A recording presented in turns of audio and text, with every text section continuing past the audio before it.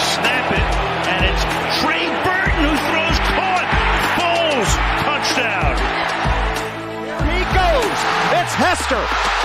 Inside the 30. Hester's going to take it all the way for a touchdown. Fields stumbling, trying to cut it back. Justin Fields making magic happen. There goes Fields. Touchdown! Hurts on first down, fires downfield. It's Deshaun Jackson back in the lineup. Missed the last 7 games, and he will take it 81 yards. A somersault into the end zone. His first touchdown of the season.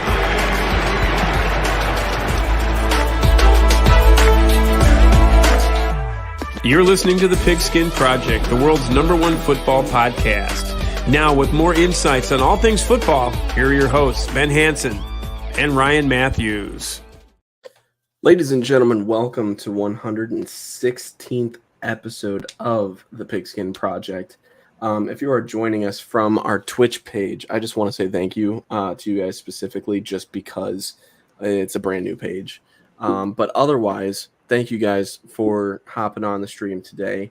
And if you're listening at a later date, hey, how's it going? Ben, how you doing? Brother, I'm doing great. It was a fun week. We pushed it back. For those who've been listening to the podcast for a long time, Wednesday's our usual day. We pushed it back to today. I had a friend who's in a band, and he was playing last night, so I wanted to make it a point to go and see him and everything, show him my support. I'm doing good. I'm filming from a different part of my house, still the same house, just the living room instead of my room this time. Yeah, Mary's in London. That's also fun. Mary's going to see Taylor Swift. Brian had voiced, chat, let us know this.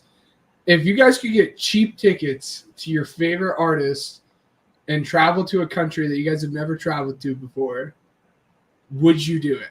I think it's fun to go and travel to a foreign country and then also go and see your favorite artist. Ryan doesn't think so, but Mary's in London. She's going to go and see Taylor Swift this weekend. She's going to try to spot Travis and Donna. It'd be really cool if she could, but we'll see. Yeah. I don't know. So, Ben, you were breaking up a little bit there. Your connection seems cool now, but for those of you that didn't hear the question, basically he wants to hear from you. Feel free to comment in the chat. But basically it's, if you were to get or have the ability to get tickets across the country, assuming that you aren't already from London, would you go over to London, take a couple days, experience London and see your favorite artist perform on their last leg of the tour? Or would you just stay home? I'm in the stay home party, I'll be honest, but it is what it is. We've got a special guest today, Ben. You want to talk about him a little bit? Yeah, absolutely. For those who don't know, I work at a boat dock over the summer, and that's why the tan's been getting better and better each week. But along the shoreline, we have a couple guys that we like to talk sports pretty in depth with. And we have a dude who's a big Broncos fan. If you guys tuned into the podcast last week, he has strong opinions on his Gatorade flavor, which we'll get right into. This is Evan. There we go. How you doing, Evan? Not too bad. Big Broncos guy. Before we get into any football, you were talking mad smack about the cucumber Gatorade. Let's hear your top three. Let's hear your top three because we're not here to stand it. Top 3 would be Glacier Freeze, number 1 off the board, and then 2 would probably be Orange. And then number 3 Orange is good. I love orange. And then 3 is a hot take. Not a lot of people like grape, but grape Gatorade is really good. Okay. Oh, okay. See, grape, I'm with you. Glacier Freeze, I'm with you. Orange is an awful take. If you like anything orange flavored, and this goes for a couple guys on the storyline. Like I know Cam's really big into like the orange flavored, like freezy pops or whatever you want to call them. Orange is just not a good flavor, and lemon's the same boat. I've had this conversation podcast.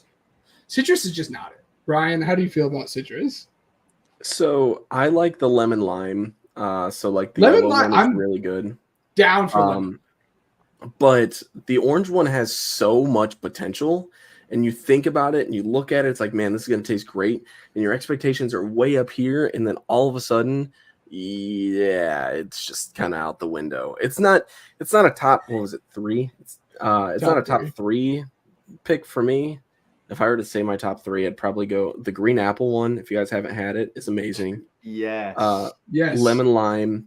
And then it's not like the original grape, but there's like a darker grape color that's along the same, like, I guess, flavor thing as the green apple. Let's see. I have to find this now.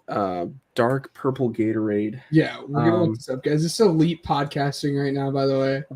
For those who Fierce grape. Football, awesome. Fierce grape. Yes, grape. That's what Fierce grape was great. And I'm for the green apple. Three. Green apple's great. Green apple, like, I would say is my go-to when green apple's there, but not many places even carry green apple anymore, which is like I will say absolute travesty. My last Gatorade comment on the show. I did try the cucumber lime one, but it was the Gatorade like zero sugar one or whatever. Yeah. It was refreshing and I did need that, and I think that it did contribute to me feeling better. Yeah. Weird. It like smelled weird, and that just threw me off. Yeah. But imagine being sick or having like a good night out, not to go into detail, but having a good night out and waking up to that. And also, like, zero sugar was where you went wrong. Like, it's already not a sweet Gatorade, and then you have the fact that it's like zero sugar. That's all that was available. But I'll tell you this much. I know what you're referring to. I'm just going to go balls to the wall and say it. If I'm hungover, the first thing I'm thinking about is not cucumber lime Gatorade, okay?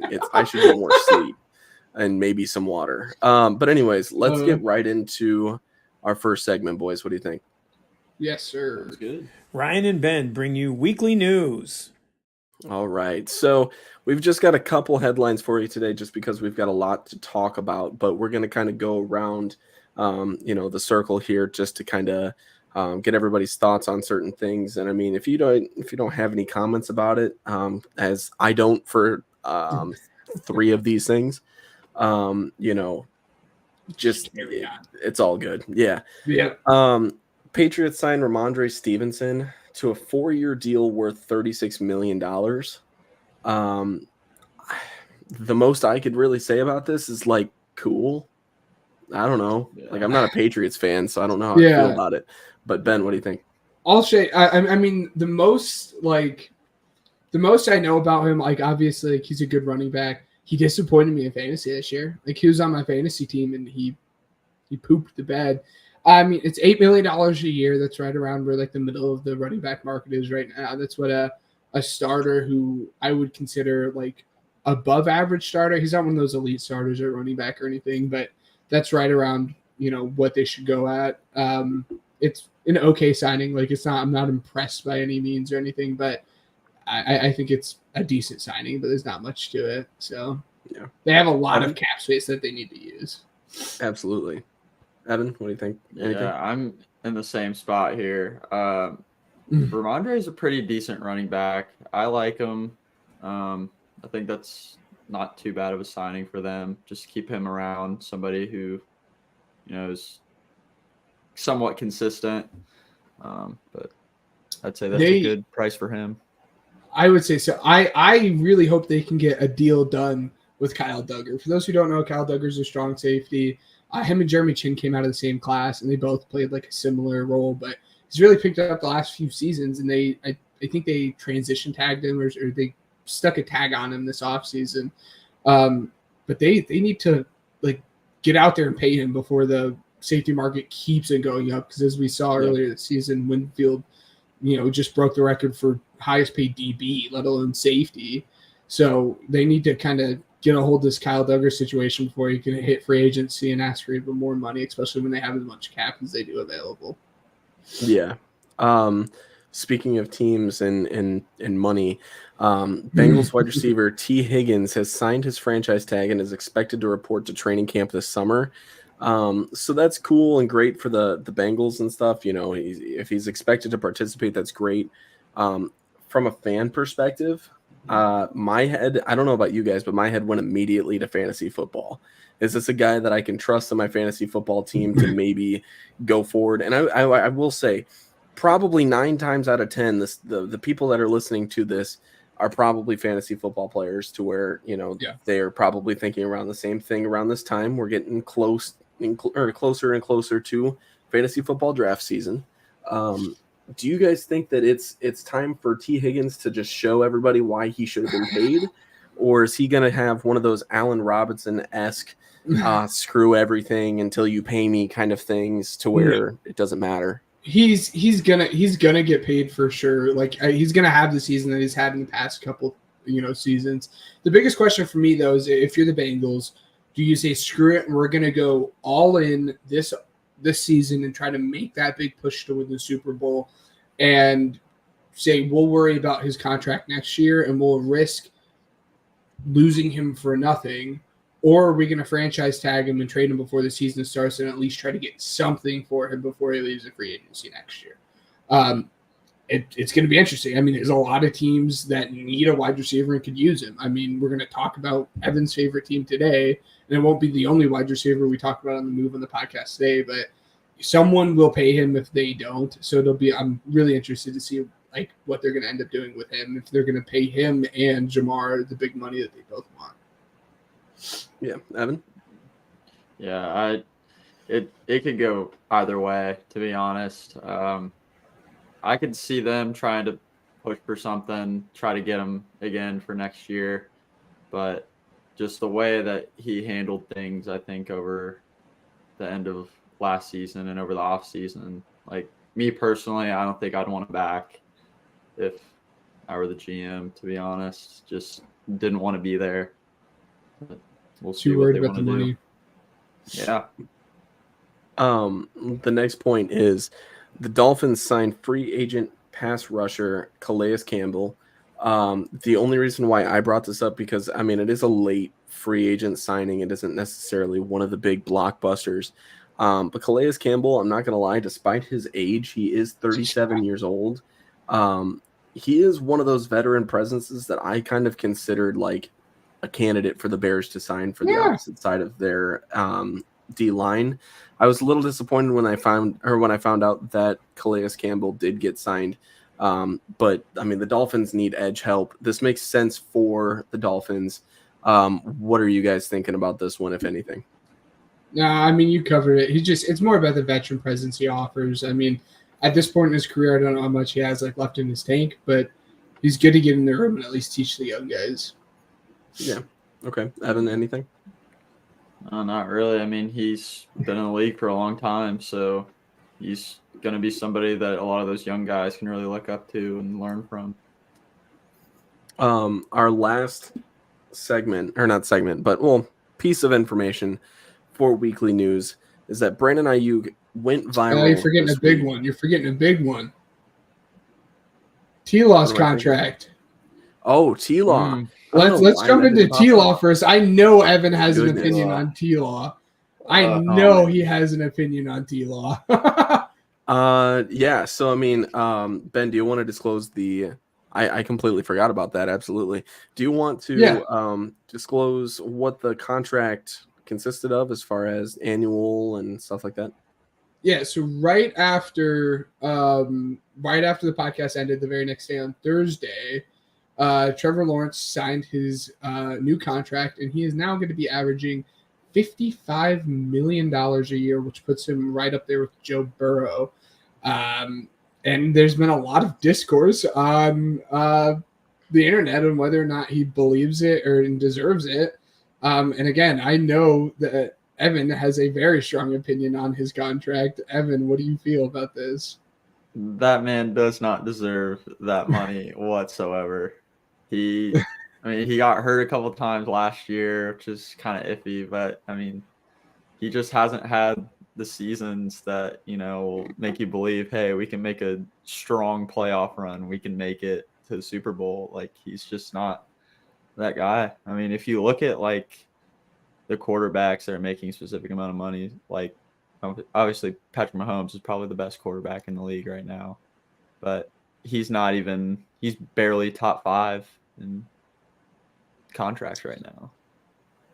Yep. I don't hate this. I don't. I love the take. I was just going to say, I love the take.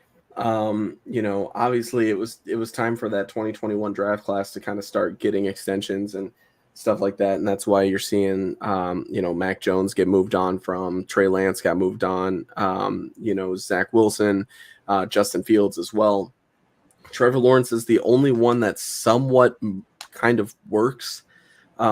After a season in which it was kind of a letdown, right? Even though he's had 4,000 yards in the last 2 seasons, that's great. Let me bring up these stats, right? Because I don't know if you guys saw this or not, and if you did, I hope at least one of you guys didn't see this. But let's just say this, right? God, do you know where I'm going with this already, Ben? I think I might. Let's have listeners here. So. All right. So Trevor Lawrence in his first 48 career starts. Okay. You know where this is going? Yes. Okay. All right. Evan, do you know? Hopefully. I feel like I know you're going. 48 career starts. Trevor Lawrence went 20-28. QBX went 19-29, just 1 game less, okay, in the win column. Trevor Lawrence had an 85.5 passer rating. QBX had 85.4. Trevor Lawrence had a 55-35 pass touchdown interception ratio. QBX had 55-33. Trevor Lawrence had 12,204 pass plus rushing yards. QBX had 11,992. Trevor Lawrence had 6.7 yards per attempt, and so did QBX. Either of you guys know who QBX is? I think I've seen this post, and I think I do, so I don't want to say anything. But Evan, do you know who I'm talking about? I don't know. I feel like it could be Baker. It's not Baker. No. Who would this be? Let's hear it. Who is it?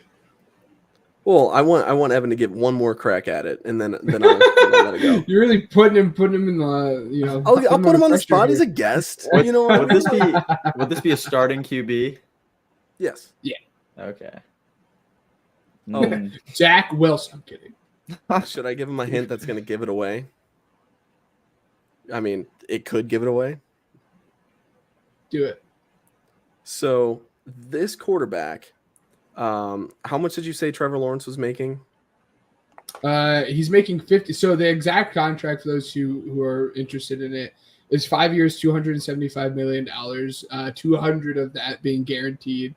That's an average of $55 million a year. I'm not super sure that, I don't know how it breaks down per year because, it could be front loaded, back loaded, and all that stuff. That's what Howie does all the time.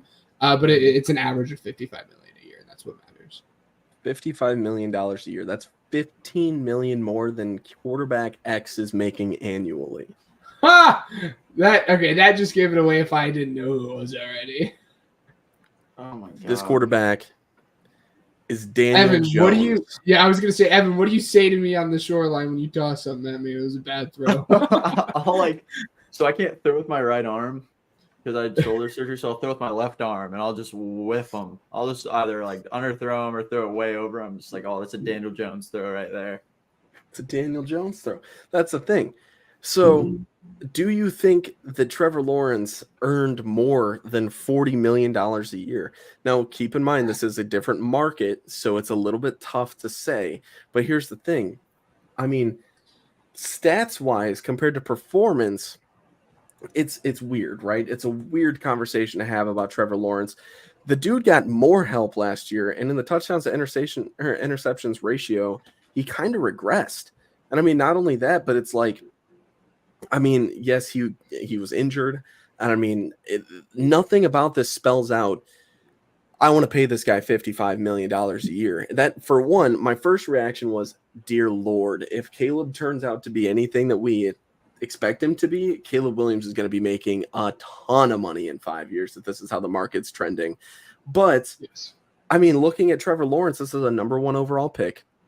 This is a tough pick to move on from if you're the organization that drafted him. And not only that, but it's like, if you truly think that this guy has shown you enough to where you can win a Super Bowl with him, and Evan said it, but to his point, I don't think so either. I don't think that this is a Super Bowl winning quarterback, especially with the Jaguars and how stupid their franchise is. This is not going to end well. No, Ben, you might be in the minority. We'll have to we'll have to save this for another podcast, but I'm really interested, just out of definition, what you consider to be a Super Bowl winning quarterback, because you also don't consider Jalen Hurts to be a Super Bowl winning quarterback, but that's not to hash up the old past. I fall somewhere in the middle, not to be a fence rider here. Like, does he deserve the $55 million a year? No, he has not played like that. And a lot of his contract is based off of him and his name value and what he had done in college and being first overall. But, and this is the first thing I had even said to both of you guys when I saw the contract, your option is either to pay him the $55 million that he wants or restart the entire thing again next year. And if you're going to restart it, next year's draft class is not the draft class to take your quarterback in anyways. So you're stuck in this weird middle ground of either overpaying for a guy who, in which we believe still has like immense amount of potential. I mean, we went into this past season saying he was going to be a dark horse MVP candidate. Me and you had both said that on the show, Ryan. But he had underperformed. So you either pay the underperforming quarterback with a whole lot of potential, or you restart from scratch with a Jalen Milroe or a Quinn Ewers, which also I'm not a very big fan of either. I've got an interesting question for you both, and then we can move on.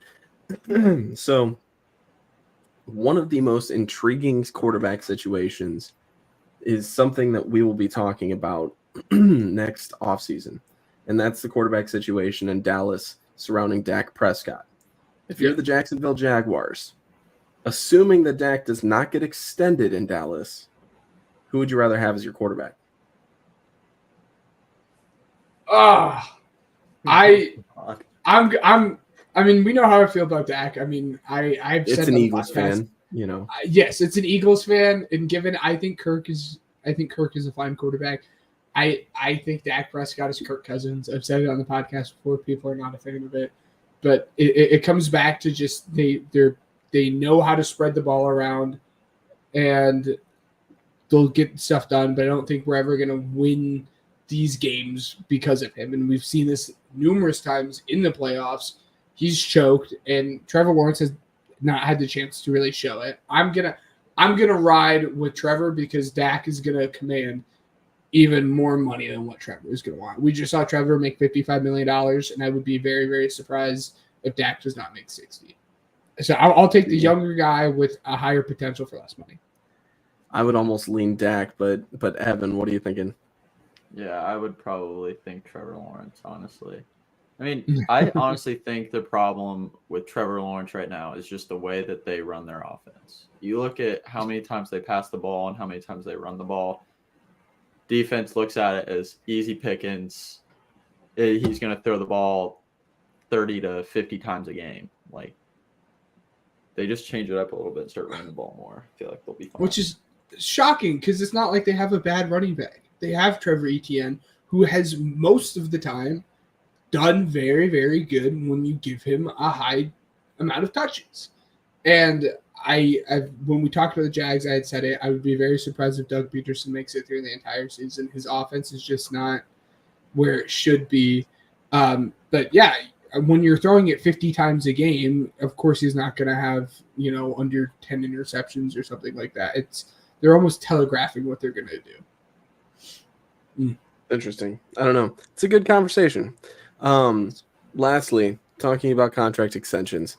Brandon Aiyuk went viral, like I said, on TikTok due to a FaceTime call that he had with rookie quarterback Jaden Daniels about how the 49ers apparently said they didn't want him anymore. This is extremely interesting. We've got another segment to talk about this, but I don't know about you guys. I don't think that's as reliable. I don't know if they verbatim said, like, we don't want you anymore. I think they want him. I don't think they want him at that price, that he's probably asking for, especially because they're already paying Debo. What are you guys thinking? That's that's the issue, right? Like they're actively going to pick Deebo over Aiyuk, and that's what they're doing, and that's what they're going to say. Which well, they might not outright say it, but that's what their actions are saying, right? And I think that is not. I've always not been a big fan of Deebo because his whole gimmick was that he was a running back and a wide receiver, and now you have CMC, so his whole gimmick is gone and out the window anyways. So now if we're just talking about the best wide receiver possible, that's Brandon Aiyuk.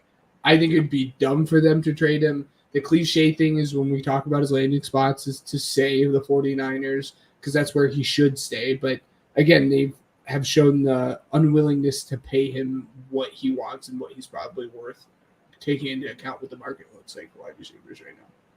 Yeah. Evan, what do you think? He had a great year last year. Like, unbelievable. I love Brandon Aiyuk. I've always been a fan of Brandon Aiyuk. But I think, yeah, probably he asked for, a decent amount of money and they can't pay him. They have a lot of guys on their roster that they're paying a lot of money on both sides of the ball. So, I mean, we'll see what happens if he decides he wants to go somewhere else or he maybe signs like a short-term deal and gets it done. All right. Well, let's go ahead and move on to what I said we were going to talk about. Brandon Aiyuk trade destination. So, I mean, if he is going to get moved, where is he getting moved to? So I'm sure that we all have our lists of places to where he can go. Ben, I'm going to go ahead and start with you, just because we're kind of going around the circle today. But yeah. Basically, I want you to give me your full list, and then Evan and I can cover anywhere that we haven't already talked about, and I'll just kind of put it next to mine. Yeah, so I have two like pretty cliche ones. I have one that's kind of middle high, and I have one that I haven't heard anyone talk about at all. But we'll start with the two cliche ones. It's the Commanders and the Chargers. The Commanders just simply because they need the wide receiver depth, and they need another wide receiver. I know Jahan Dotson is an Evan guy, but he has not lived up to at least what we would have hoped. So if you could trade Jahan Dotson or De'Ami Brown, a second-round pick for him, you absolutely go and do it. And then obviously there's a clear connection between the video coming out. He was talking to Jayden Daniels, the young quarterback, the rookie quarterback for the Commanders. The other more cliche one would be the Chargers, just because they need wide receiver depth. They need wide receiver help, and we'll get into it a little bit later into this podcast when we predict their schedule. And then speaking of another team we're going to be talking about today, and I'd love to hear your opinion on this once I go over my final team as well here, Evan, is Denver. Denver does not have many wide receiver options outside of Courtland Sutton. They went out and they drafted Bo Nix's guy in Troy Franklin, but when you look at their depth, it's Courtland Sutton, Josh Reynolds, Marvin Mims, Troy Franklin, and Tim Patrick. I like Tim Patrick, but he can't stay healthy. Troy Franklin's a rookie wide receiver. Josh Reynolds is fun, but he's no more than a solid number 3 wide receiver. They just don't have that many pieces, and why not go and help your rookie quarterback and get another elite pass catcher? And then the one that I think is really, really hot that I would love to see that no one's talking about, and I don't know if they would even do it just because this team is also a contender, and I don't know if they'd be willing to trade him to another contender. But the Ravens, outside of Zay Flowers, the Ravens don't really have anyone else they're throwing the football to. I think Nelson Aguilar is listed as a starting wide receiver on their depth chart. It's Zay Flowers, Mark Andrews, and then who else when it comes to catching the football? Obviously, they had added Derrick Henry to the running back stable this year, but they have Zay Flowers at wide receiver, and that's it. I think that offense would probably be the scariest offense in all of football, and this is coming from an Eagles fan who has Jalen Hurts, who has A.J. Brown, who has Saquon Barkley, Dallas Goedert, Smitty.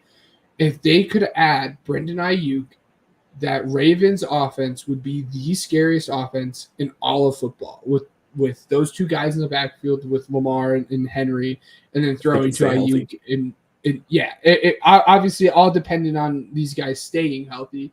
But if the Ravens could add him, like, the Chiefs better watch out, because right now the Chiefs look like they may become a dynasty. But if Aiyuk becomes a Raven, Ravens are really going to give them a run for their money there in the AFC. Evan, what are you thinking? Yeah, I like the Ravens too. Like you said, I mean, they got Zay Flowers, got Rashad Bateman and Aguilar, but like Bateman and Aguilar really aren't guys you would want to put at the 2 and 3 position. I would love for Aiyuk to come to Denver, but I just don't think we have the cap space for it. I just don't think we can afford him, honestly. I was looking at the Steelers. They need another guy that they could throw to for sure because they've got Pickens, but he hasn't really had his opportunities to show what he can do. He's showed like little like snippets of what, he could be a number one guy, but with the quarterbacks and just everything else going on with Pittsburgh, it's just not been looking good. Hope maybe Russ can get something going there. And then I like the Cardinals too. Cardinals would be Him going to the Cardinals would be pretty good for them. Little Harrison Aiyuk duo there.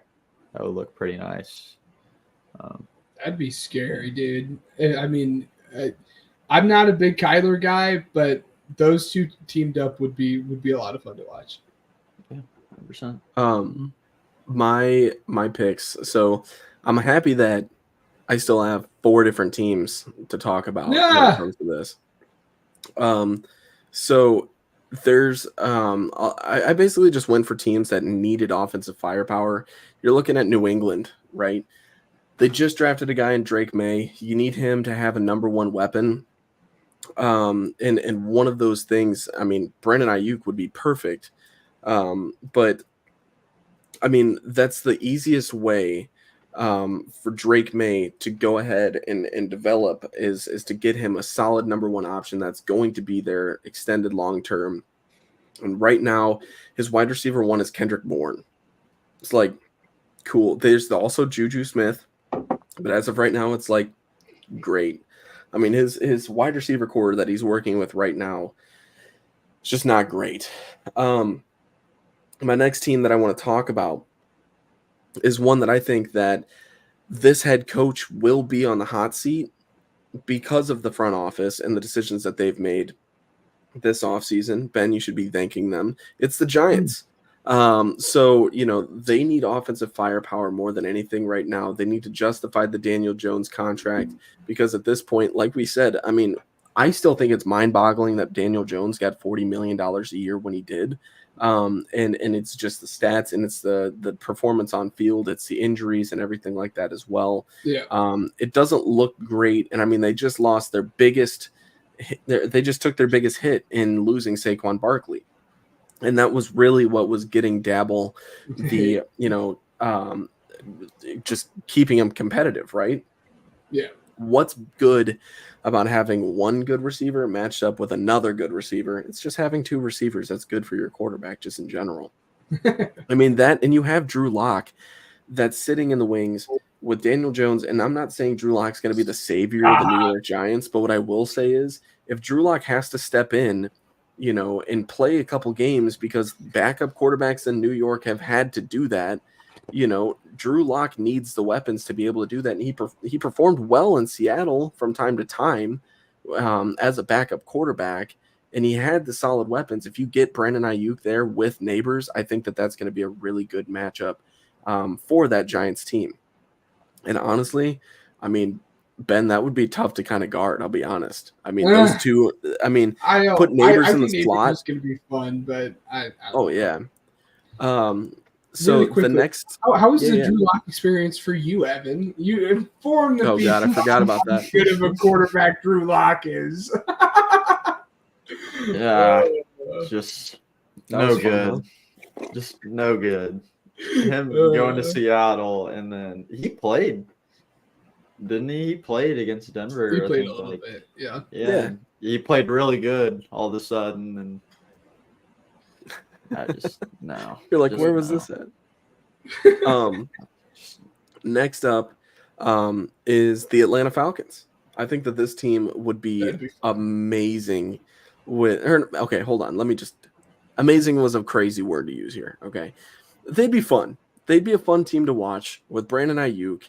Kirk Cousins, Drake London, Bijan Robinson. You'd have Darnell Mooney as your wide receiver 3, where he belongs. That would be a fun offense. Kyle Pitts, I think, would have plenty of opportunities to become the tight end that everybody needs him to be when it comes to fantasy. He would finally get off of the waiver wire. But nonetheless, I think the Falcons could really use a big-bodied receiver. And that's something that Atlanta fans should be used to at this point, because they had so much of Julio Jones throughout his career. And Drake London. Okay, look, I understand Drake London's okay. I'm not Drake London is impressed. more than okay. I think you're gonna have Drake London is gonna have over 1,100 yards and 10 touchdowns this season. I don't think that's a hot take. We'll see. We'll see how that works Ritter out. throwing you the ball. He's had it's 6 kinda touchdowns. difficult. I mean, yeah, okay, that's fair. But hey, here's the thing, though, right? Is like Drake London would explode if he's got another guy like Brandon Aiyuk on the opposite side of him, because there's more weapons to be able, to spread the ball around Aiyuk and would open be up fun because of his yak ability in that offense, right? You have the big wide receiver in Drake London, and then you add this yak wide receiver dude who's really, really good at creating space and getting yards when he has the ball in his hand.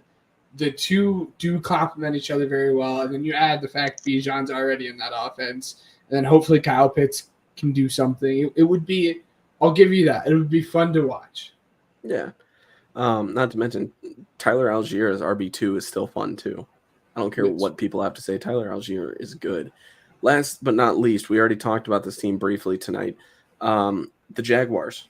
It depends on how the season rolls out. This would be one of those dark horse teams to trade around the trade deadline for Brandon Aiyuk, assuming that Aiyuk wants to play for the 49ers at least briefly.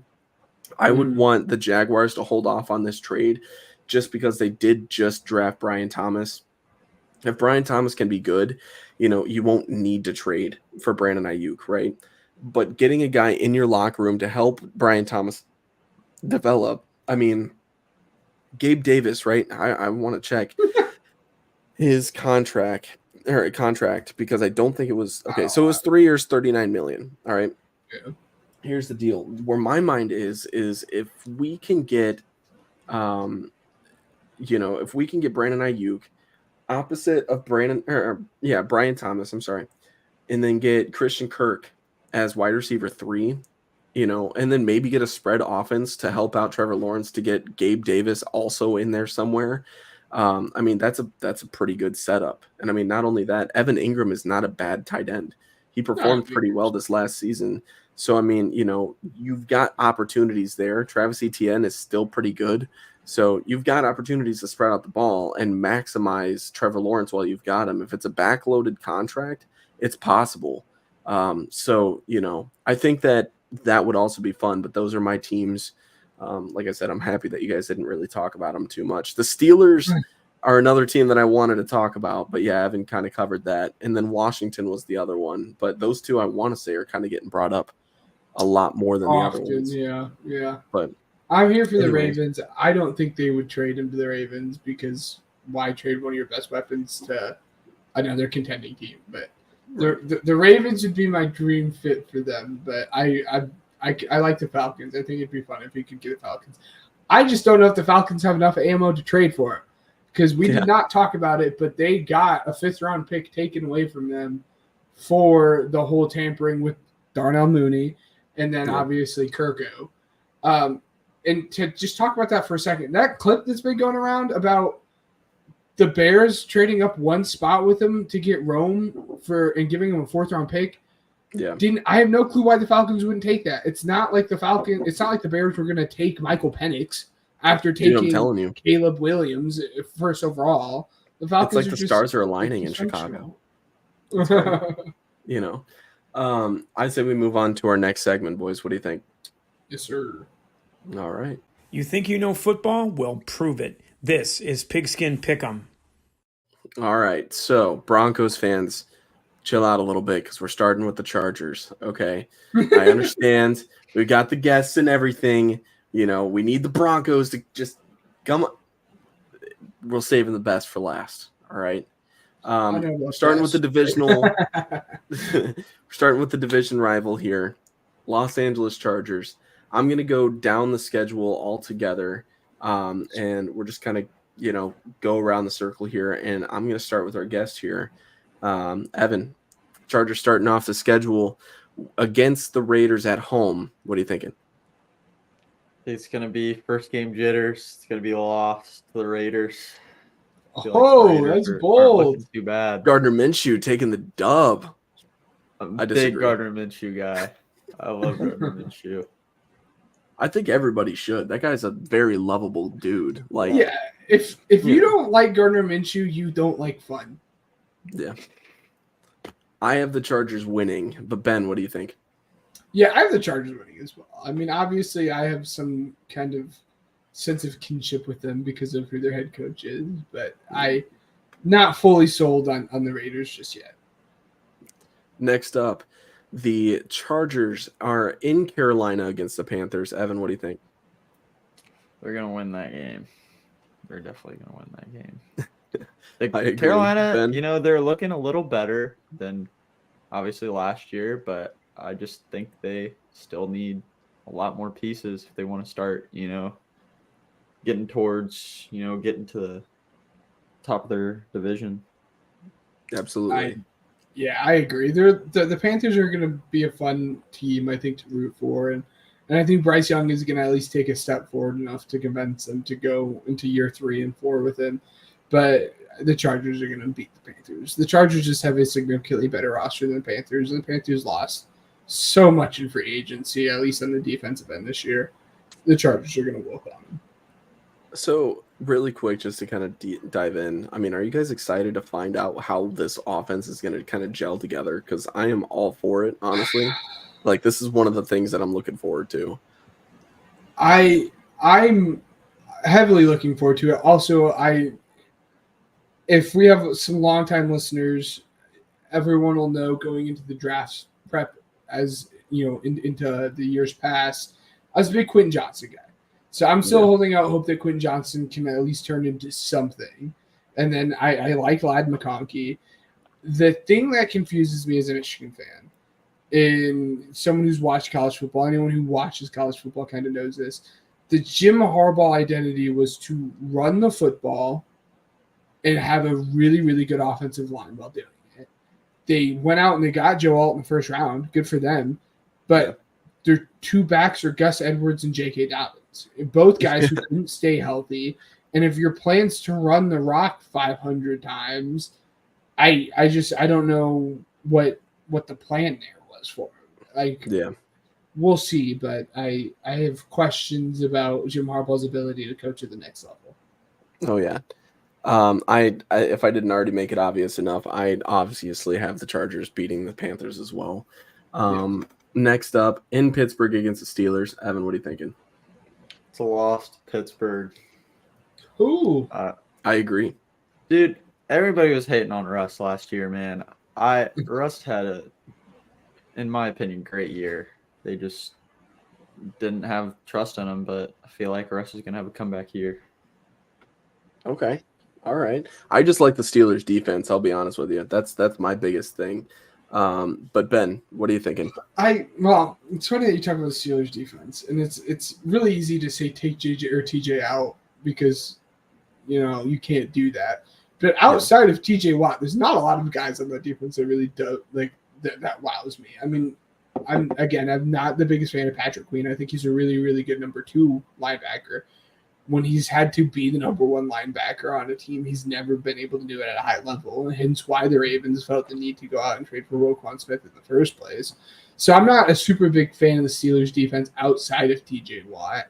And again, that quarterback situation is just, it's weird, man. I mean, if they had the trust in Russ that we would have thought, they wouldn't have went out and traded for Justin in the first place. I'm gonna have the Chargers win this one. I'm gonna have the Chargers open up the first 3 weeks, winning them all. All right. Next week against the Chiefs for the Chargers. I think we're all in agreement here, right? I would be very shocked. They're winning, right? I'm just kidding. No, yeah, they got to lose. That's a big loss. All right. First game against the Broncos. Evan, Are the Broncos sweeping the Chargers? I think so. Man. I think so. Oh! I think they'll sweep the Chargers this year. Oh my! There you go. God. That's a take. That's a take. Clip Dude, it. the Chargers, like you said it, like the only thing that worries me is their wide receiver core and their lack at running back. I just don't think they're looking good right now. I have them losing to the Broncos in this first one because they're in Denver, Mile High Stadium. I mean, that's a heck of a place to play a football game. Ben, what are you thinking though? No one should be too surprised that I'm going to take the cop-out answer here. This is kind of what I do in all these divisional games. I have, when teams are on par, I always have them splitting, and I have the home team winning. So I do have the Broncos winning, and not to spoil it or anything, but I do not have the Broncos sweeping them. But I do have the Broncos winning this first game. Like you said, I mean, as we talk about it enough in basketball, we should talk about it plenty in football, and it doesn't get enough attention. Denver's just a very, very hard place to play, strictly just due to the altitude alone. They have one of the best home field advantages in all of sports, and it's hard to overcome that, especially in an offense that we already have questions about. So I'm going to have the Broncos win. Yeah, no, I'm right there with you.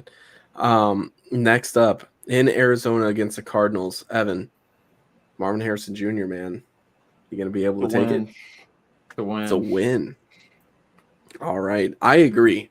I'm not going to – it's crazy. Like, me and Evan are actually kind of agreeing on a lot of these, I will say. But, yeah, no, I'm right there with you. Yeah, I do think this is a win for the Chargers as well. Ben, what do you think? I guess I'm picking against Vegas with you guys here. I'm going Cardinals. I'm going to have the Cardinals win this one. Again, I think Kyler Murray probably gets pooped on too much by the media, and Marv is just going to be something to witness. Marv is going to step in and be a top 10 wide receiver in the NFL from the very first game. That's how good Marv is. That is how good Marv is. You even need that Ohio State jersey then, huh? Yeah. Okay, pal. By the way, we'll get into Ohio State later in the season, but I can't wait. They're my early pick to win it all. I mean, if they don't win it all, Ryan Day should be fired because Ryan Day was born on third base and can't get home. I don't care. Not with the talent. Anyways, we'll save it. Cardinals. We'll save it. Yeah. Yeah. Next week at home against the Saints. Chargers, what are we doing? W. That's a win. The Saints. Dude, I agree again. Evan, oh my God. Right there. Finally with you guys on this one. Chargers are going to win. Finally riding with us. Yeah, there we go. In Cleveland against the Browns. It's a loss. Yeah. Cleveland defense is just so unreal. We're on a streak, boys. We're on a streak. Yes. See if we can. At home against the Titans. It's a win. Thank you. You guys wouldn't believe it. I'm with you. Oh my gosh. I thought that you were going to be higher on the Titans. This guy has my Bears losing, you lunatic. Yeah, because the Bears are going to lose them. That's besides the point. The Chargers You're a psycho. are a much better team. You're a psycho. Anyways. At home against the Bengals. It's a loss. Dude, unbelievable. Can you, disagree with me on something, please? I don't know. Yeah. Ben? Yeah. Guys, I'm going to keep it easy. The next two games are going to both be losses for them. I also agree. Yeah. Actually, I have the next few. Let's see. I have them losing against the Falcons, the Chiefs, and then the Bucks as well. I don't know about the Bucks, but I have them losing against Bengals, Ravens, Falcons, and Chiefs. Yeah, I have the same, except after the Bucks, they're also losing to Denver once again. Oh my goodness! Oh man. Okay, so do you have them beating the Bucks then, Ben? Yeah. So to recap, guys, all of us have the Chargers losing to the Bengals, the Ravens, the Falcons, and the Chiefs. Ryan and Evan both have the Chargers losing to the Bucks. I have the Bucks winning. I also have the Bucks beating the Broncos. As I say, I have them split, and I have the home team winning. It just makes it nice and easy for me. But I'm assuming, Ryan, then you also have the Chargers winning against the Broncos. Oh, yeah. Okay. And then Evan had them losing against the Broncos, right? So the last 2 games, in New England against the Patriots, and then in Vegas against the Raiders. Evan, what are you thinking? They're gonna win out last 2 games. New Oh, England's just man. not looking good, and they're gonna split with Vegas.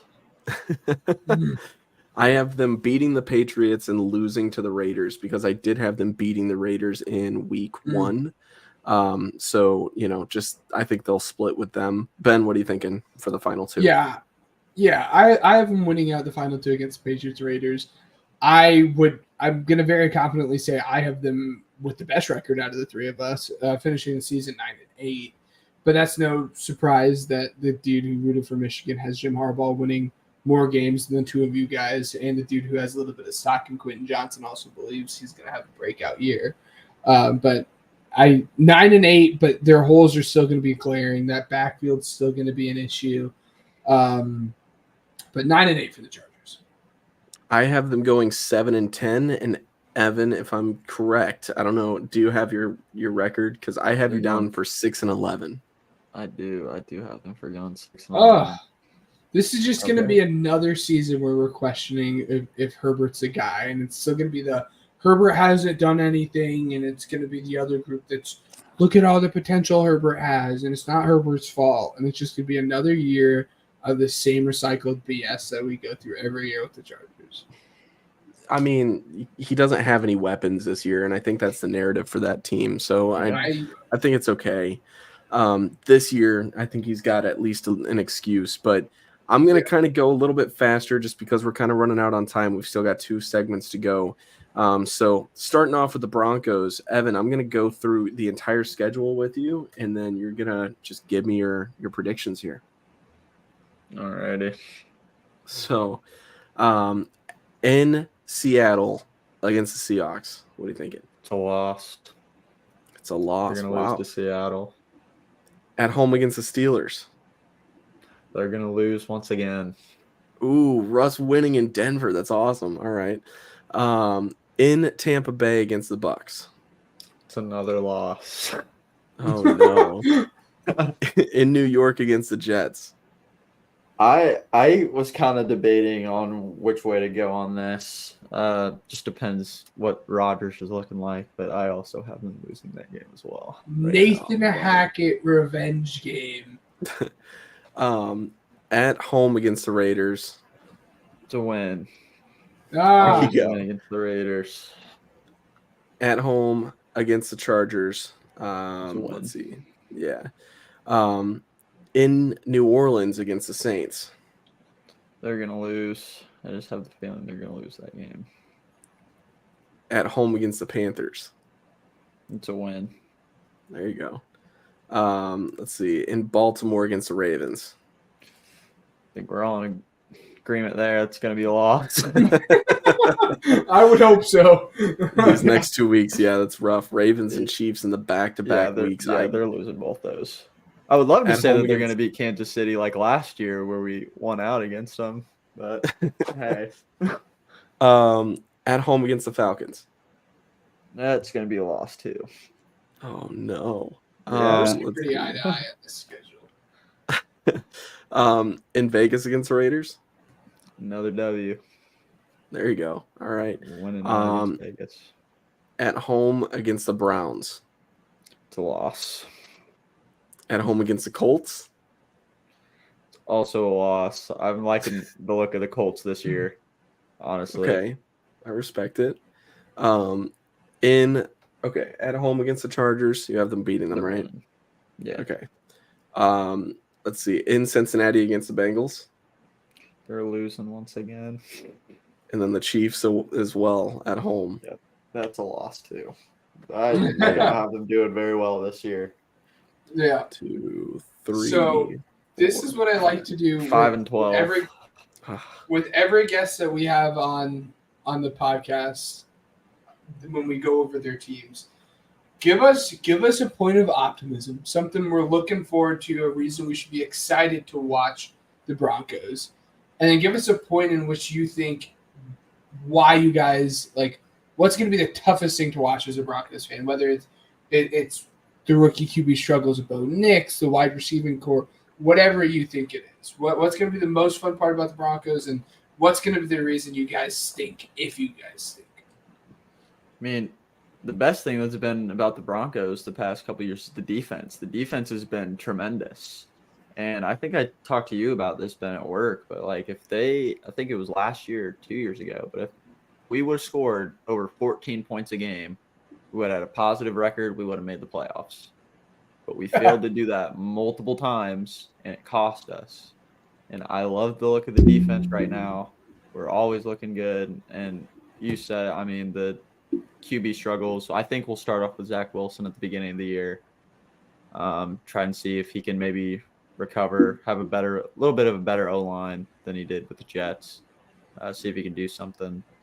And I'm just kind of iffy with how the running back position is going to look. We'll see if Javonte stays healthy because he's had his issues.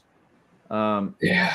One thing I would love to see happen in the preseason, though, is see if Estime plays. Yes. I want to see how he does. But he's listed at 4th string right now on the depth chart. Ooh. But he is hurt right now. He had a little bit of an issue during minicamp. But It would be Javonte, P. Ryan, and then who's the other running back who run? McLaughlin. Oh, gotcha. Yeah. Estimate's going to be a lot of fun. I liked your guys' draft. I'm actually a big fan of your draft. I mean, Jonah Ellis is one of, like, we had talked about it right before the draft has happened. Jonah Ellis was one of my favorite picks in the entire draft. The only thing that I didn't like about the Jonah Ellis pick was you guys are just collecting undersized pass rushers. You got Jonathan Cooper, Barrett Browning, Nick Bonito, now Jonah Ellis. You guys have Ronnie Perkins in there somewhere. You guys are not going to be able to set the edge. Poor Zach Allen. We need an edge rusher. Also, I'm excited to see what Mims does this year. He kind of was I think he could have a breakout second season. I think so, too. They just weren't giving him opportunities to get the ball. But, I mean, we'll see what happens with him. I'd like him in a little slot role. A little tiny guy who can run the slot. I'm going to go ahead and give my record predictions just because I'll be honest with you, it's not too far off. In Seattle against the Seahawks, I have them starting off the season with a win. Then I have them losing against the Steelers, Buccaneers, Jets, and Raiders. They'll beat the Chargers. They'll beat the Saints. They'll beat the Panthers. Then they'll lose against the Ravens, Chiefs, Falcons. They'll beat the Raiders, lose against the Browns, beat the Colts, lose against the Chargers, lose against the Bengals, lose against the Chiefs. They will finish 6-11 to my count. So Ben, what do you think? I'm right there with you with the final record. The wins and losses against your teams are going to be a little bit different. But I have the Seahawks winning week 1 and the Broncos winning against the Steelers in week 2. Then we have the Bucs beating them. We have the Jets beating them. But then the Broncos go on a little bit of a win streak, winning 3 of their next 4. They're going to beat the Raiders. They're going to beat the Chargers. They will lose against the Saints, but then they're going to beat the Panthers. And now it's going to get a little rough for them. They're going to lose the Ravens. They're going to lose the Chiefs, and then they're going to lose the Falcons. You're going to throw in a win against the Raiders here, but then they're going to lose against the Browns, the Colts, the Chargers, and the Bengals. But to finish the season, they will beat the Chiefs. For the simple fact that the Chiefs are going to be sitting all of their starters because their number 1 seed is going to be locked up already. There we go. Really threw you guys off. Yeah, it's at that point, Andy Reid is not going to risk any of his players getting hurt in a game that won't matter. And it's going to be a nice, moral victory for the Broncos. Maybe Bo Nix plays really, really well, and it's going to be something fun for the Broncos fans to talk about into the next offseason. Well, if you guys listening right now are fans of the AFC West, tune in next week for the Chiefs and the Raiders. It's going to be a lot of fun. I mean, Super Bowl defending champs back-to-back, and the Raiders, led by Gardner Minshew. What's in store for them? We'll find out next week. But as for right now, I think it's time for us to dive into our next segment, unless Ben has Really- one more thing. Really quickly, one thing, and every single time we see the Broncos play, it reminds me of that. The wonky COVID year when all their quarterbacks got restricted Oh my because gosh. of COVID, and then Kendall Hilton having to go in and play quarterback, a dude who hadn't played quarterback since his first year at Wake Forest, and then made the switch to wide receiver. And he played the one game. He played awful that one game, but he turned around and played fairly well at wide receiver. It was a solid 3-4 wide receiver for him. But just a fun note, a little throwback. I'm sure Evan really did not enjoy watching the Kendall Hilton game, but it's always fun to think about how weird football was back then. It's just not a few years ago. We don't like to think about that year, to be honest. Let's go ahead and get started, boys. It's time for America's favorite game, Weddle. All right, so we've got it here. So Ben, you killed us last week, man. For those of you that don't know how it works, so basically we'll go kind of easy on each other for the first one, and then we'll help each other out and whatnot. But then it's everybody for themselves for the next one. Let me go ahead and get rid of this at the bottom here, just so that we can kind of make room. So Evan's not covered up by Weddle. Yeah. So like I said, last week, I think. Basically the way that this is going to work.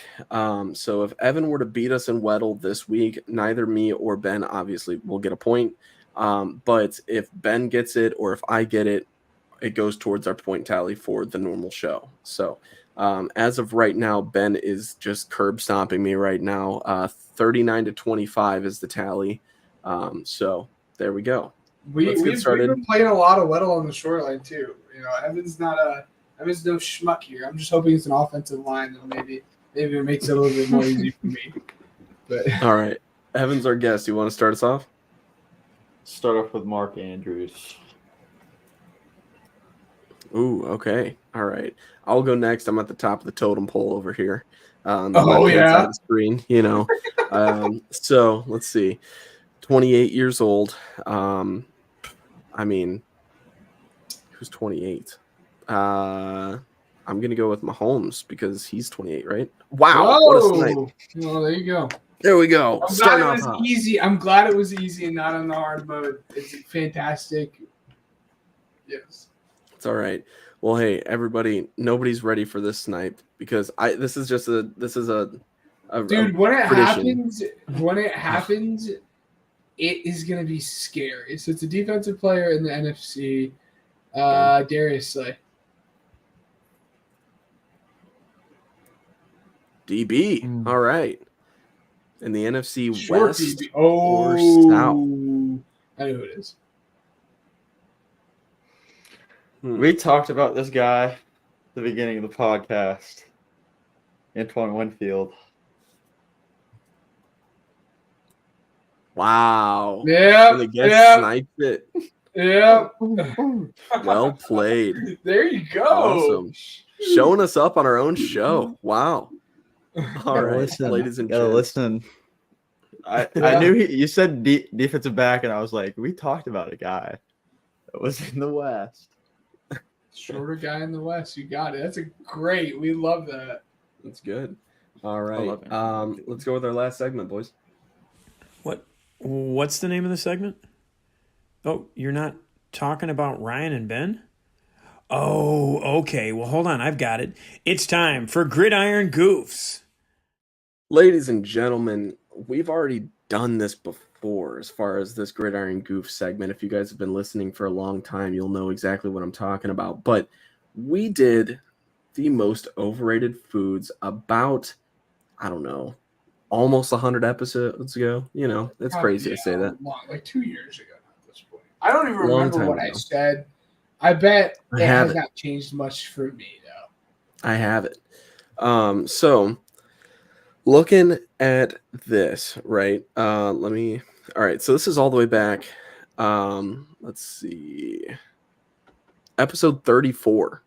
was when we, were talking about this last. And just to kind of give a refresher, Ben, you said Chinese food was your number 1 overall pick. And round 2, you picked cake. Round 3, you got sushi. Round 4, turkey bacon. And round 5, lobster. I had chicken nuggets, cheesecake, Culver's, pork just in general. You allowed me to just take pork in general. Yeah. And then beef sandwiches, which is sacrilegious considering where we're insane. Considering where we're from, all 3 of us. Evan's even from the region. Evan's from Crown Point. So considering where we're from, not to dox or anything, but that's absurd that you had. Yeah. I still can't get over the fact that you had that. I could go for a. This is why those dipped any day of the week. This is exactly why we're going over this again, because some of us need a refresher. This guy. So I mean, this was a horrible list, and I am a cultured individual now. So good. I am a man of good food. So anyways, Evan, you won in Weddle. You went first in easy mode. We're going to let you go first here, and then I will go next, and then Ben will go last here because he obviously curb stomped me in the last food draft for overrated foods. We got to water it down for him, right? Evan, what are we starting off with? Starting off with sushi. Just not a big fan of sushi. Yeah, sushi was on my list. It's so overrated. Great pick. Sushi's trash. Anyone who enjoys sushi is lying to you. Something about eating raw fish. My point exactly, guys. My point is eating eel just doesn't compute with me. I mean, you don't necessarily have to have the raw fish in it, but it's fine. Yeah. I will stand up for the sushi lovers. Next up, next pick, first round, pick number 2. I'm going with cheesecake. Again, you're doubling down. I'm doubling down. I still do not like cheesecake. I think it is highly overrated. Cheesecake. Cheesecake over normal cake, literally 10 times out of 10. There's never been a moment in my life where I have been offered normal cake and cheesecake, and I have not taken the cheesecake. Can't believe you don't think down. What are you thinking? Yeah. I'm going to go with just any super tall burger. Any burger that I can't wrap my mouth around in one bite. I'm just not a fan of. If you're going to build a burger out, build it out wide. I love a good burger with a lot of toppings, but I don't want to have to be able to squish it down and unhinge my jaw to be able to eat a burger. At that point, it's just a not fun experience. So we're going to go with just a super tall burger. Before we continue at all, and that's a totally fine pick. I'm not going to say anything bad about that here, just prefacing. What I am saying is at this point in the draft, you can say, or not at this point, you could have at any point. Yeah. You can say a fast food restaurant, for example. Of course, yeah. So you can have the entirety of that menu if you think that, for example, I picked Culver's last draft. I thought Culver's was extremely overrated. We'll get there next.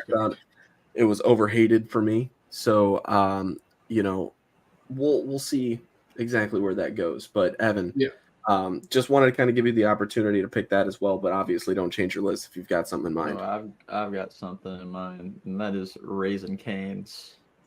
Oh, Raising Cane's is overrated. It's not that good. It's really not. I'll say this. Just to kind of, I love Raising Cane's. I love the sauce. I love the tenders, the juiciness of it, the way that the tenders taste, the bread and everything. I think it's overrated in a sense because they don't have enough on their menu for me to enjoy.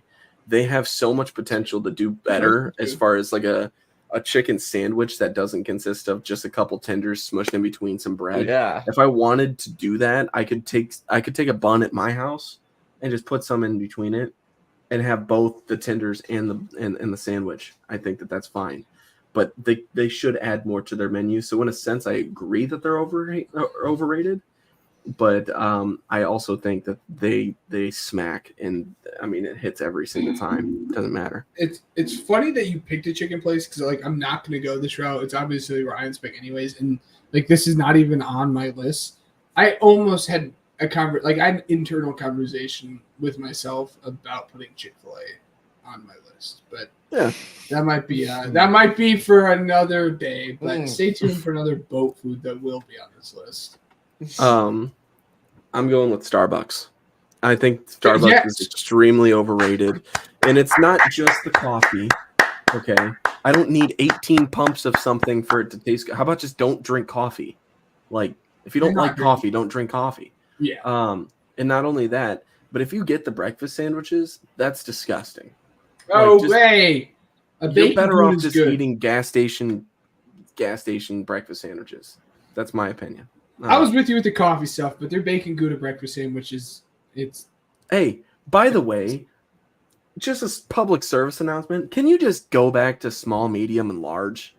Like, I'll always do that when I order. Like this venti, and I don't know what they are. It's small, medium. I don't even know what that means. Yeah, whatever. All right. Go in there and try to get a grande, and it's small squad. Yeah, small. What are we doing?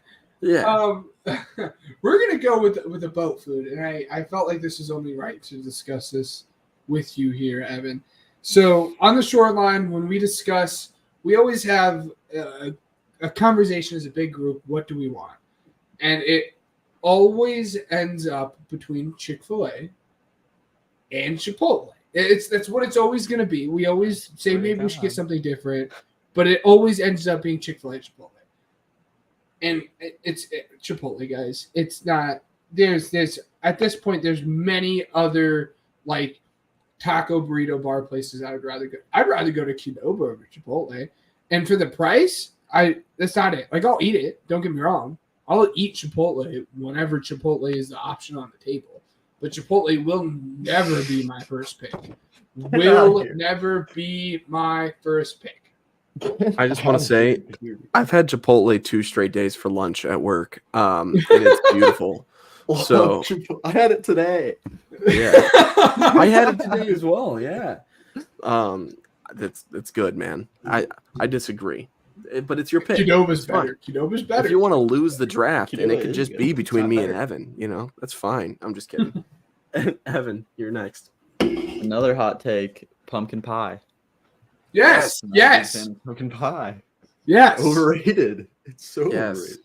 I don't know why people enjoy that. I'll be honest with you. Anything pumpkin flavored, I would even go as far as saying that. Like I had that on my list. I'm actually go with Starbucks, the pumpkin spice latte. Why? Yeah. What are we doing? It's the draw. So last draft, I just said pork in general. I'm just gonna narrow it down to bacon. I like bacon. I take. But nobody asked for bacon soda. Nobody asked for bacon chocolate and bacon wrapped God knows what. It's just bacon wrapped honey buns, some would say, Brian. Hey, I made that and it was decent, but you didn't need the bacon. You didn't need the bacon. That's why I called you out. That's why I called you out. Yeah. It was good, and I might do it again. Okay. That was the most American thing I've ever cooked. And I just smoked it 30 minutes on 300. Hear me out if you got a smoker. But anyways, Ben, round 3. Yeah. This may be hot. This may be not. I've never been a chocolate guy in the first place. Chocolate's not where I'm going with this. I've never been a big chocolate guy to begin with. And it was a big thing when we started growing up, and the hype for it has kind of died down. But then we have decided to put it in a spread that we then put on sandwiches. Nutella's trash. Like if you prefer Nutella over peanut butter, you're an awful person. You're my point exactly. For our audio listeners, Ryan raised his hand. I'm not an awful person because I like Nutella more than peanut butter. No, you're not an awful person because you like it, but it's only awful people that like Nutella over peanut butter. No, but I'm not a peanut butter guy. I don't know. It's just too sweet. I'm not a fan of Nutella. I can't eat it. Mary has like these like Nutella like packets where you can like dip like those little like breadstick things in it and eat it. It's way too sweet. I can't. Nutella is just not. I think Nutella is along the same lines as bacon, as overused in literally everything. But if you put Nutella and you can substitute it with a lot of things, like I don't know, I haven't bought Nutella in a while, I'll be honest, but it's I don't know. If you don't eat it consistently, it's a pretty nice treat every once in a while. But Evan, round 4. This one's a little hot take, I think, in my opinion. Another thing you can spread on some stuff, guacamole. Not my thing. Guacamole Honestly, is not very good. Bigger step, avocados in general. Like I'm not going to take that. Yeah. But, like, Yeah. I agree with you. Avocados. I agree. I like it. Oh yeah. Oh man. I mean, next up, I don't want to go that route. I don't. Because like I don't want to reuse all of my picks. You know what I mean? Mm-hmm. I mean, screw it. I guess so. They just don't hit the same as they did as it did when I was a kid. Chicken nuggets. How they fell to me in the 4th round, I just don't get it. They fell to you for a reason because chicken nuggets are fantastic. I still get From Dino where? Nuggies, bro. From where? Dude, anywhere. I'll get frozen Dino Nuggets. Evan's spot on with that. If you looked into my fridge, there would be a bag of frozen Dino Nuggets. They make I'll them taste tap out, better. man. They do. They just taste better than Dino corn. Ben, round us out Yeah. in round 4. So not to rehash everything that we had discussed in this same exact segment last week. 5 Guys. Sorry, Ryan, you were wrong last week. You're going to be wrong again when you try to defend them this week. 5 Guys for what you're paying is not worth it. I'd rather have McDonald's than 5 Guys. Let me preface this by saying first, I don't speak for the brand whatsoever. I never have. But I did work for them at one point in time, and so I don't hate this take strictly because I've eaten so much of it in my life that I still feel like I'm oozing out the grease that I had to intake when I was eating or when I was working there years ago. So I don't hate it, but you know, I understand. It's like it's the Starbucks of burger joints. So it's just so expensive now too. It's just not. Let me ask you a quick question before we get to Evan's last pick. Yeah. If it was more, if it was cheaper, if it was more affordable, that's the word I was looking for. Would you get 5 Guys more? If it was more affordable, I would get 5 Guys more. But that's a big part of it. Like if I'm going to be spending that much money, I want it to be on better food, right? And like the little like the stragglers, like I like to call them bagglers, but like the fries that are in the bag, it's a nice little touch, but like it's for what I'm paying for it, it's just not worth it. It's just not. Okay. Yeah, one extra scoop of fries in a bag is not worth an extra $3-4. Yes. Sorry. Yes. Evan, your last pick, man. What are you thinking? Another little sweets thing, carrot cake. Carrot cake is very overrated. I know a lot of people who like carrot cake. You're on a roll. You're on a roll, but I disagree here. It's okay. No, you know, carrot cake's not bad for everybody. Oh man. Sweet. Okay, all right. Real quick before you round us out, the issue I have with carrot cake is if you want to be healthy or something, then don't eat dessert, right? Like if you're gonna eat dessert, eat a cake, eat an ice cream, eat a brownie. Don't try to do this weird middle ground where you're not gonna eat this. Like if you're gonna eat dessert, then eat dessert. Don't waste my time with this garbage. Carrot cake. It's just why you put a vegetable in there? Yeah, stop. Keep them separate. Just keep them separate. All right, y'all are gonna hate me for this because if you like Dino Nuggies, this is the only side that you need with Dino Nuggies. I'm going mac and cheese. Oh God! No! God. No! And it's simple. I get it. Ben had to leave for this one. Jeez. He's still left. got to make his pick. That's so bad. That is so bad. Mac and cheese is this. I probably have 6 boxes of mac and cheese right now in my pantry. Brother, I will go to Panera for their mac and cheese. When I go to Chick-fil-A, I get their mac and cheese over their waffle fries. That's a hot take. I understand that. That is mac very and hot cheese take. being on this list is bad. Bad. It's people like Maybe you that make me one put of this the on worst the takes list. you've ever had in your entire life. I'm just saying. I don't need mac and cheese with everything. And that's part of the reason why is because I ate mac and cheese with almost everything growing up. So it was like, I'm getting it so much. And I see everybody still eating it. It's like, dude, you're an adult. Like, can you make something better than mac and cheese? Mac and cheese and Dino Nuggies is where it's at. That being said, I will agree with the over, fancification of mac and cheese, right? That's what I'm Like getting mac and at, cheese, though. mac and cheese can be nice with mac and cheese, maybe a little bit of bacon or maybe like a little bit of brisket. But now people are doing like this chicken bacon ranch mac and cheese. The gourmet mac and cheese world is a little bit too much. But base mac and cheese is a little bit here and there. Can I add an honorable mention because I know you're not going to draft it just because I know you better than that? Yeah. You just said it. Brisket is my honorable mention. Yeah. Undrafted free agent on my team is Brisket. It's just And I don't know.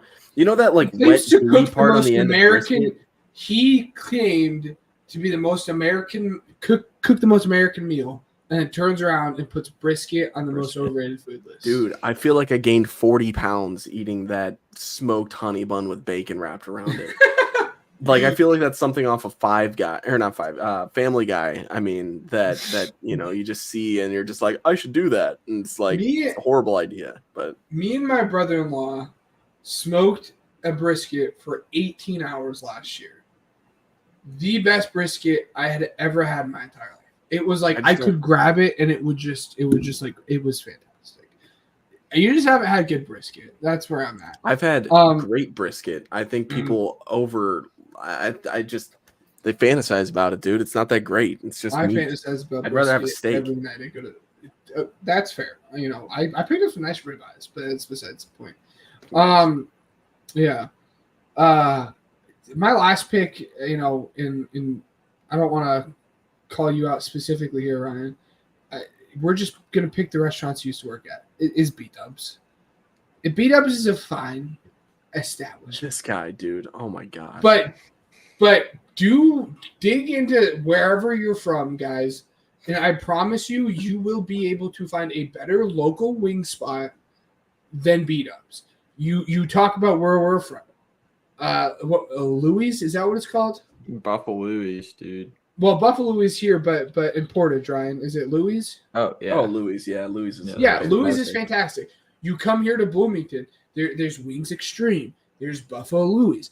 Like every it's going to be a staple everywhere you go. Every town you're going to go to is going to have a Buffalo Wild Wings. But I promise you, if you dig just 10 seconds deeper, you will find a better wings place. I almost said wing stop. The wing stop is even better. But you'll find a better wing place than B-Dubs. And that's just what it is. I'd even have Wingstop over it. Wingstop clears B-Dubs in its sleep. See, the funniest part about that is the fact that when my girlfriend comes back from work, you're like, every time I see when you come back from work and you've got the B-Dub shirt on, every time I always want B-Dubs, and it always sounds so good. Wings. And now you're it's because I want wings. B-Dubs. It's because wings are good. It's not specifically B-Dubs. Wings are fantastic. That's what I'm here for. Is the wings. Real quick, guys, before we get all the way out of here, and I know we're kind of a bit of time crunch, a little bit of a longer episode. If you're a Bulls fan, I apologize. You guys are gonna have a tough season this year. I don't know what trade y'all just made. Ryan, at least you're not a Bulls fan. I know you're a Chicago fan for everything else, but Josh Giddey for Alex Caruso, straight up, awful trade. So if you're a Bulls fan, I'm praying for you. The Bears are going to be better than the Bulls. You guys have something to look forward to. We talk about the Bears a lot. So if you guys are a Chicago sports fan, tune in every week. Yeah. Evan, any closing comments, man? Not really. Just appreciate you guys having me on. This was fun. Yeah. We're glad that you had a good time, man. Thank you for hopping on. With that being said, we want to thank Spotify for Podcasters, Uppercuts Grooming, and Regional Radio Sports for helping us grow as a podcast. We want to thank everybody watching this live right now on Thursday afternoon at 11 o'clock Central. Thank you for allowing us to spend some time with you tonight, and everybody else listening afterwards on streaming platforms such as Apple Podcasts and Spotify as well. We want to say thank you for chipping in. If you haven't already, please follow us on our socials. We've got Twitch now. We've got YouTube and then Twitter as well. As you guys can see, this isn't Wednesday. And normally the normal show pops up on Thursdays for the actual recording. So that's why, you're not really seeing us on the normal schedule. And Twitter and, or X or whatever you want to call it. That's where our updates will be. So we're going to try and be a little bit more active. And by the way, same thing with TikTok. So go ahead and follow us on there at the Pigskin Project. You can find all of our stuff right below Evan. He's got all of the different stuff right behind him on a scroller, as far as where to find us. But nonetheless, we will see you guys on episode 117. Like I said, if you are an AFC West fan, we will have the Raiders and Chiefs next week. But without further ado, this has been the Pigskin Project. Thank you for listening.